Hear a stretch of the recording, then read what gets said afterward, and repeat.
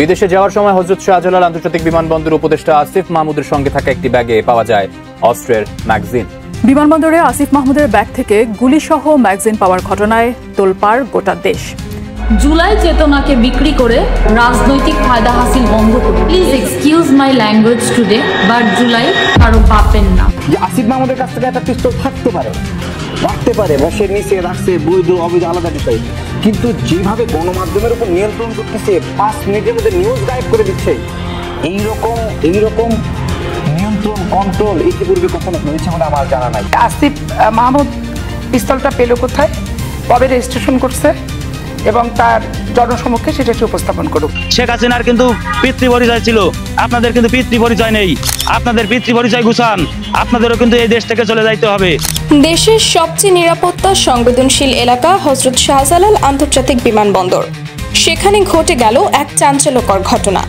অন্তর্বর্তীকালীন সরকারের যুব ও ক্রীড়া মন্ত্রণালয়ের উপদেষ্টা আসিফ মাহমুদ সজীব ভুইয়া ধরা পড়েছেন অস্ত্রের ম্যাগাজিন সহ। ঘটনাটি ঘটে রোববার সকালে। বিমানবন্দরের নিরাপত্তা চেকিংয়ে তার ব্যাগ থেকে উদ্ধার করা হয় একটি অস্ত্রের ম্যাগাজিন।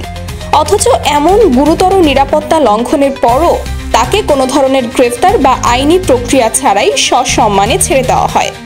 এতেই শুরু হয়েছে দেশজুড়ে তীব্র বিতর্ক। সামাজিক যোগাযোগ মাধ্যম থেকে শুরু করে রাজনৈতিক অঙ্গনেও উঠেছে একটাই প্রশ্ন, আইনের চোখ কি সবাইকে একভাবে দেখে? একাধিক প্রশ্নে বিরূপ প্রতিক্রিয়ার রাজনৈতিক বিশ্লেষকদের। গত 10 মাসে আইন শৃঙ্খলা বাহিনী স্পেসিফিক যদি কথা বলি, আমরা কোনো বড় অ্যাকশন বা চেঞ্জ এখনো দেখিনি। বারবার পরিষ্কার করছে যে আমরা সামনে হয়তো আরো বড় কোনো ঝুঁকির সম্মুখীন হতে পারি। এই যে আমাদের একজন উপদেষ্টার কাছে, রাজনীতিবিদের কাছে বন্দুকের ম্যাগাজিন ধরা পড়লো, এইটা বহির্বিশ্বে আমাদের সম্পর্কে কেমন ধারণা দেবে? বাংলাদেশের অস্ত্র আইনে 30 বছরের নিচে কেউ অস্ত্রের লাইসেন্স পেতে পারেন না। তাহলে প্রশ্ন ওঠে, আসিফ মাহমুদ কিভাবে পেলেন সেই লাইসেন্স? অস্ত্রের ম্যাগাজিন নিয়েই বা কেন বিদেশ যাচ্ছিলেন তিনি? এই ঘটনার পর রাজনৈতিক বিশ্লেষকরা বলছেন, এটা যদি সাধারণ কোনো নাগরিকের সঙ্গে ঘটতো তাহলে কি তাকে এভাবে ছেড়ে দেওয়া হতো? এই ঘটনা কি আবারও প্রমাণ করে না দেশে 2 ধরনের আইন চালু, এক প্রভাবশালীদের জন্য, অন্যটি সাধারণ মানুষের জন্য? নিরাপত্তা বিশ্লেষকরাও বলছেন, এই ঘটনা শুধু আইন লঙ্ঘন নয়, বরং দেশের আন্তর্জাতিক নিরাপত্তা ব্যবস্থার ওপর আস্থা হারানোর মতো বিষয়। এখন প্রশ্ন হলো, এই ঘটনার পূর্ণ তদন্ত হবে কি, নাকি ক্ষমতার ছায়ায় চাপা পড়ে যাবে এই চাঞ্চল্যকর বিষয়টি? প্রিয় দর্শক, আসিফ মাহমুদের এমন ঘটনা নিয়ে কি বলছে রাজনৈতিক বিশ্লেষকরা, চলুন তা দেখে আসা যাক। এই উপদেষ্টা মণ্ডলীতে আমার বিবেচনায় সবচেয়ে অনভিজ্ঞ এবং সবচেয়ে কম বয়স্ক ব্যক্তি এই আসিফ মাহমুদ সজীব ভুইয়া। কিন্তু আলোচনা এবং নানা কর্মকাণ্ডের মাধ্যমে মানুষের কথাবার্তায় উনি বেশ চলে আসেন প্রায়। সেটা হলো যে মরক্কো যাওয়ার পথে, মরক্কোতে একটা সেমিনারের অংশ নিতে গেছেন, যাওয়ার পথে এয়ারপোর্টে যাওয়ার পর ওনার লাগেজের মধ্যে পাওয়া গেল অস্ত্রসহ একটা ম্যাগাজিন। অস্ত্রসহ ম্যাগাজিন নিয়ে এয়ারপোর্টে প্রবেশ করা একটা ক্রিমিনাল অফেন্স। কথা পরিষ্কার ভাই, ক্রিমিনাল অফেন্স, একটা ভয়ঙ্কর অপরাধ। এই কাজ আপনি করেন, আপনাকে জেলে যেতে হবে, কোনো সন্দেহ নাই। আমার স্পষ্ট মনে আছে, বছর কয়েক আগে এরকম আওয়ামী লীগের একজন নেতা, তিনি অস্ত্রসহ এয়ারপোর্টে ঢুকে গিয়েছিলেন। ওই লোকের জেল হয়েছিল, স্বৈরাচারী আমলে। কিন্তু স্বৈরাচারী সরকারও এই আইনটা প্রয়োগ করেছিল, তার জেল হয়ে গিয়েছিল। তো এক্ষেত্রে কি হল? উনি উপদেষ্টা মানুষ। এই দেশে সংবিধান বলে, আইন বলে যে আইন সবার জন্য সমান, কিন্তু বাংলাদেশে আমরা এই জুলাই পরবর্তী আন্দোলনের সময় দেখছি যে আইন সবার জন্য সমান নয়। ওনার জন্য আইন সমান নয়, ওনার কিছুই হয়নি। উনি সেই অস্ত্রটা ওনার প্রটোকল অফিসারের কাছে দিয়ে চলে গেছেন।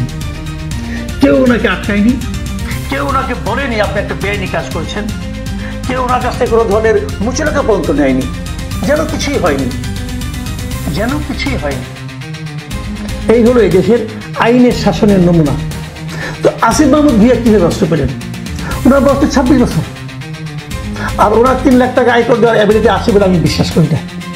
কয়েকদিন আগে বেকার ছিলেন, লেখাপড়া শেষ করেনি তখন, উনি কি করে দেবেন? ওনার ইনকামটা কি? কাজে এই দুটো পয়েন্টে ওনার সে অ্যাবিলিটি নাই। এটা নিয়ে অনেক রকম আলোচনা করেছেন, কিভাবে অস্ত্র পেলেন না পেলেন। এটা নিয়ে মানুষ আলোচনা করতেই পারেন। আসিফ মাহমুদ সজীব ভুঁইয়ার যে ভেরিফাইড ফেসবুক পেজ, তার যে অ্যাডমিন মানে উনি মানে যেহেতু ওনার ভেরিফাইড, এখানে উনি আজকে একটা স্ট্যাটাস দিয়েছেন। সেই স্ট্যাটাসটাতে উনি একটা ছবি দিয়েছেন, অস্ত্র আইনের একটা অধ্যায়ের ছবি দিয়ে দিয়েছেন এবং ছবি দিয়ে উনি মন্তব্য করেছেন যে আসুন জানি, শিখি, তারপর মন্তব্য করি। ডিফেন্ড করাই যদি উদ্দেশ্য হয় তাহলে অজ্ঞ থাকুন, ধন্যবাদ। এই যে ওনার মন্তব্যটা, এই মন্তব্যটার মধ্যে আমার কাছে মনে হয় এক ধরনের অদ্ভুত আছে। মানুষকে আক্রমণ করার এক ধরনের মানসিকতা এখানে কাজ করেছে। তারপর উনি বলতে চেয়েছেন যারা ওনাকে ডিফেম করেছেন তারা সবাই কিছু জানে না, কিছু শেখেনি এবং তারা অজ্ঞ, মূর্খ। উনি হলেন মহাজ্ঞানী। এই মহাজ্ঞানী উপদেশটা জনগণকে এক দফা জ্ঞান দিয়ে দিলেন। আর উপদেশটা না কি আসে দেয় রে ভাই, কি আসে তার উপদেশটা? উপদেশটা চলতে কি হয়েছে?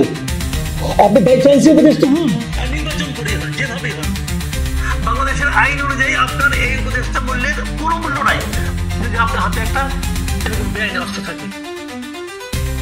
আর উপদেশটা অস্ত্র বলে যদি কোনো কিছু নিয়ে যায় তাতে জীবন রিস্ক, এখন চিন্তাই হয়ে যেতে পারতো। আপনি কি করলেন বলেন?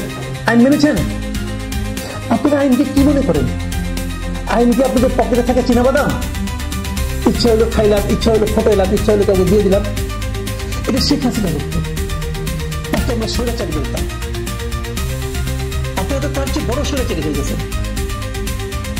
কোনো অভিজ্ঞতা নাই, কোনো যোগ্যতা নাই, উপদেষ্টা হয়ে বসে আছেন আর এগুলি করছেন। আপনার মান্থলি ইনকাম কত টাকা বলেন? আপনি আমাকে বুঝান। আপনি আর কি করেন? চাকরি বাইরে টিউশনি করেন? তাছাড়া করতে পারবেন না। উপদেষ্টার মধ্যে টিউশনি করতে পারবেন না। আপনার বৈধ ইনকাম কত বলেন? এই বৈধ ইনকাম দিয়ে আপনি 2.5 লাখ টাকা খরচ করে কিনতে পারেন এক একটা গুড়ির দাম 5,000 টাকা। আমি খবর নিয়েছি, রিভলভারে একটা গুড়ির দাম 5,000 টাকা। 2 ম্যাগাজিন ভর্তি গুলি। আপনি কোথায় পেলেন টাকাটা? আপনাকে আপনার বন্ধু বান্ধব দিয়েছে? হ্যাঁ, আমরা জেনেতাম।